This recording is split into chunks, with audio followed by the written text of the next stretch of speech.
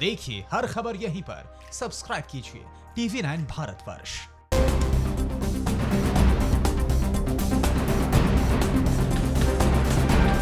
चीन की LAC पर खतरनाक चाल अभी भी जारी है। भले ही चीनी सेनाएं गलवान से पीछे हट गई हों, लेकिन चीन ने विवादित जगहों पर सर्विलांस से अपनी नजर तगड़ी कर दी है। वो भारत को फिर से 1962 की तरह धोखा दे सकता है, लेकिन भारत ने भी 62 से सबक सीखते हुए ड्रैगन की कमर तोड़ने की तैयारी पूरी कर ली। इस खबर के साथ भारत चीन विवाद से जुड़ी 9 बड़ी खबरें क्या हैं, आपको दिखाते हैं टॉप 9 भारत चीन टकराव में। चीन ने भले ही भारत के चौतरफा दबाव की वजह से गलवान घाटी से अपने सैनिकों को पीछे कर लिया हो, लेकिन LAC पर अभी भी चालबाजियां जारी हैं। चीनी आर्मी PLA ने सीमा पर सर्विलांस कैमरे लगाए हैं, जिसे वो अपनी पकड़ मजबूत करने के लिए भारतीय सेना पर नजर रख सके। चीन ने अभी भी धोखे के लिए सेना को पीछे हटाया है, जबकि विवादित जगह पर चीन ने अपने सर्विलांस कैमरे लगाए हैं। भारतीय सेना ने लद्दाख में लड़ाकू हेलीकॉप्टर अपाचे की फ्लीट तैनात कर दी है। अपाचे की ये पूरी फ्लीट 24 घंटे स्टैंड बाय मोड में रहती है। कभी भी किसी भी वक्त किसी भी हमले से निपटने और हमला करने के लिए तैयार रहती है। भारत ने ये कदम चीन की हरकतों को देखते हुए उठाया है। भारत के अपाचे हेलीकॉप्टर से ड्रैगन भी घबरा गया है। चीन की हर नापाक हरकत को मुंहतोड़ जवाब देने के लिए अमेरिका भी अब भारत के साथ आ गया है। व्हाइट हाउस ने साफ संकेत दिया है कि अगर भारत चीन के बीच संघर्ष की स्थिति आती है तो अमेरिकी सेना भारत के साथ खड़ी होगी। व्हाइट हाउस के chief of staff mark meadows ने कहा कि हमारी सेना चीन से शक्तिशाली सेना है और हम ऐसी स्थिति में दूर खड़े होकर हालात को नहीं देखेंगे, बल्कि हम मजबूती के साथ खड़े रहेंगे। अमेरिका का ये मैसेज चीन को था।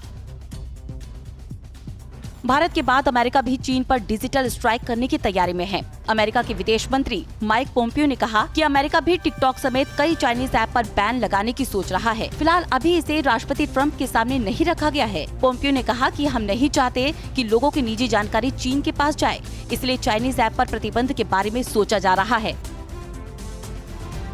भारत का चीन पर आर्थिक सर्जिकल स्ट्राइक जारी है। भारत ने अब चीन के निवेश को निशाना बनाना शुरू कर दिया है।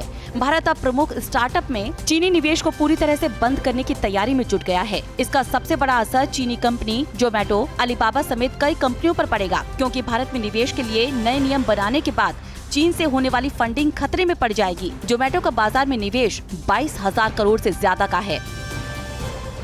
भारत चीन तनाव के बीच चीन के उकसावे में पाकिस्तान भी भारत के खिलाफ नई साजिशें रच रहा है। पाकिस्तानी खुफिया एजेंसी ISI ने POK के मुजफ्फराबाद में आतंकी संगठनों के साथ बैठक की है। बैठक में हाफिज सईद, हिजबुल और जैश के आतंकी कमांडर शामिल हुए। बड़े पैमाने पर आतंकवादियों को भारत में घुसपैठ करने के ऑर्डर दिए गए, ताकि बॉर्डर तनाव पर भारत, पाकिस्तान और चीन से परेशान रहे।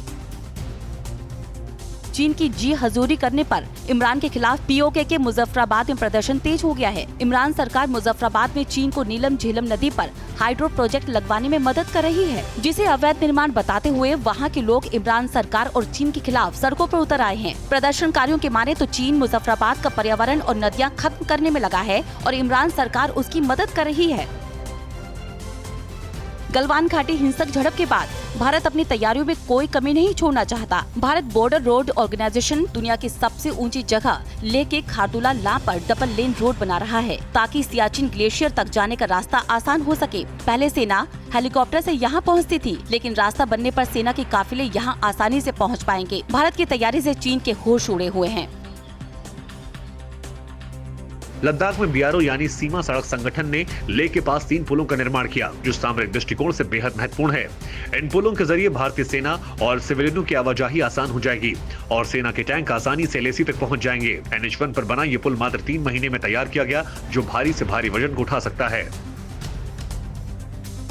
परवाह देश की, सोमवार से शुक्रवार रात 10 बजे TV9 भारतवर्ष पर।